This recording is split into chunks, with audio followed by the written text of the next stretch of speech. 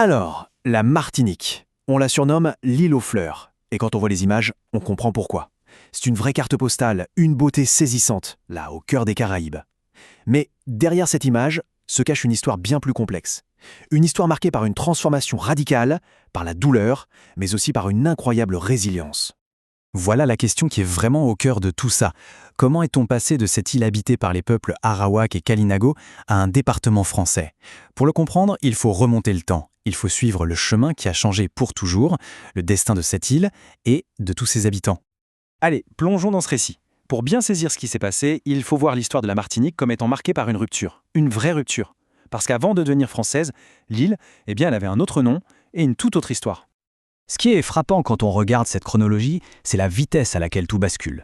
On a des siècles d'histoire amérindienne et puis, d'un coup, tout change avec l'arrivée des Européens en 1635. Mais le vrai tournant, celui qui va vraiment sceller le destin de l'île pour des siècles, c'est l'arrivée de la canne à sucre, là, dans les années 1670. Le sucre, une denrée qui a littéralement transformé le monde, qui a bâti des fortunes colossales. Sauf qu'en Martinique, cette richesse elle avait un coût humain absolument effroyable, parce que l'économie du sucre est devenue une machine implacable, et elle avait faim de main-d'œuvre. Et cette main-d'œuvre, les colons sont allés la chercher de l'autre côté de l'Atlantique. C'est là que se met en place ce qu'on appelle le commerce triangulaire. C'est un système. L'Europe fournit les marchandises, l'Afrique fournit les captifs, et les Amériques fournissent le sucre. Un cycle de profit, un cycle brutal, entièrement basé sur l'exploitation humaine. Ce document est glaçant. Il illustre parfaitement la déshumanisation de ce système. Regardons cette liste. 5 fusils, 30 livres de poudre, une cuvette, des perles, du tissu. Voilà ce que valait une vie humaine. Tout était calculé, quantifié, transformé en marchandises. Ce n'était pas un accident de l'histoire, la traite négrière, c'était un commerce méticuleusement organisé. 75 339. Il faut prendre un instant pour réaliser ce que ce chiffre représente. C'est le nombre de personnes en esclavage en Martinique en 1848, juste à la veille de l'abolition. C'est plus de 60% de toute la population de l'île. Des êtres humains considérés comme des biens, comme la propriété d'autres êtres humains. Toute la société martiniquaise reposait là-dessus. Et avant même d'arriver sur les plantations, il y avait cette épreuve terrible, le passage du milieu, la traversée de l'Atlantique. Entassés dans des conditions qu'on peine à imaginer, enchaînés, beaucoup ne survivaient tout simplement pas au voyage. Ils mouraient de maladies, de malnutrition, de mauvais traitements. Les taux de mortalité étaient absolument dévastateurs. Mais, et c'est crucial de le comprendre, face à cette oppression systématique, il y a toujours eu de la résistance. L'histoire de l'esclavage en Martinique, ce n'est pas seulement une histoire de soumission. C'est aussi, et peut-être même surtout, celle d'un combat incessant pour la liberté. Le cadre légal de tout ça, c'était le fameux Code noir de 1685. Ce texte, loin de protéger les esclaves comme on a pu le dire parfois, organisait en fait leur soumission totale. Il donnait aux maîtres un pouvoir de vie et de mort, il légalisait les châtiments corporels les plus violents, c'était la loi. Face à une telle violence, la résistance prenait toutes sortes de formes. Ça pouvait être du sabotage quotidien sur les plantations, jusqu'à l'acte de défi ultime, la fuite. C'est ce qu'on appelait le marronnage. Les esclaves en fuite, les marrons, allaient se réfugier dans les zones les plus reculées de l'île pour y fonder des communautés libres.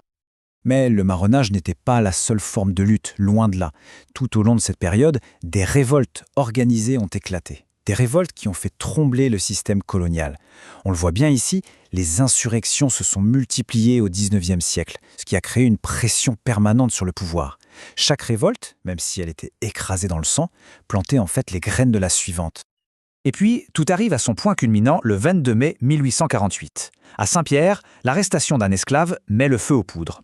Une insurrection générale éclate. La ville est prise d'assaut par les insurgés. Le gouverneur de l'île, Claude Rosteland, se retrouve face à une situation qu'il ne contrôle plus du tout.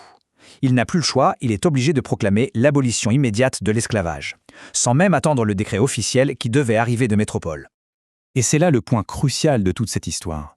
L'abolition de l'esclavage en Martinique n'a pas été un cadeau, un octroi venu d'un pouvoir lointain à Paris, non.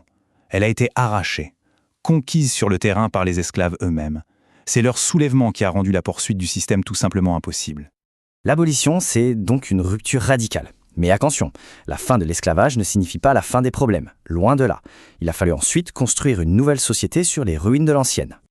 Du jour au lendemain, le statut de plus de 75 000 personnes a changé. La loi a aboli la distinction entre esclaves, libres de couleur et blancs. Il n'y avait plus légalement que des citoyens. C'était une révolution sur le papier. Mais dans la réalité, les préjugés, les inégalités économiques, eux, sont restés bien vivaces. Pour remplacer cette main-d'œuvre esclave qui était désormais libre, les planteurs se sont tournés vers un nouveau système, l'engagisme. Des dizaines de milliers de travailleurs sous contrat sont arrivés, en majorité d'Inde, mais aussi de Chine et d'Afrique, et ces nouvelles vagues de migration vont, elles aussi, redessiner le visage de la société martiniquaise. La question, c'est comment est-ce que toute cette histoire façonne la Martinique que l'on connaît aujourd'hui? Parce que, évidemment, les conséquences de plus de 2 siècles d'esclavage sont toujours bien présentes. Prenons l'économie de plantation. Entièrement tournée vers l'exportation, le sucre d'abord, la banane ensuite, elle a laissé des traces profondes. Elle a créé une très forte dépendance envers la métropole pour à peu près tous les produits du quotidien. C'est un modèle économique dont il est encore aujourd'hui très difficile de sortir. Cette citation de la sociologue Michèle Macaya-Zénon, elle résume ça parfaitement. Le rapport entre l'île et la France métropolitaine, qu'on appelle la métropole, reste imprégné par cette histoire. C'est une relation complexe, à la fois politique, économique, culturelle, où la question de la dépendance et de l'autonomie est toujours centrale. Cette quête d'égalité et de reconnaissance, elle ne s'est pas arrêtée en 1848. Pas du tout. Elle a pris de nouvelles formes au XXe siècle. On pense notamment à la loi de 1946 qui a fait de la Martinique un département français. C'était une étape majeure, portée par des figures immenses comme Aimé Césaire. Et encore aujourd'hui, les débats sur le statut de l'île, sur son avenir, montrent que cette histoire est loin d'être terminée. Et on termine sur cette question qui reste ouverte. Comment fait-on pour regarder en face ce passé? Un passé qui est reconnu aujourd'hui comme un crime contre l'humanité. Comment en tirer les leçons pour construire une société plus juste, plus apaisée, où toutes les mémoires, toutes les histoires peuvent trouver leur place? C'est le grand défi de la Martinique et de beaucoup d'autres sociétés qui ont connu l'esclavage. Un défi, au fond, qui nous concerne tous.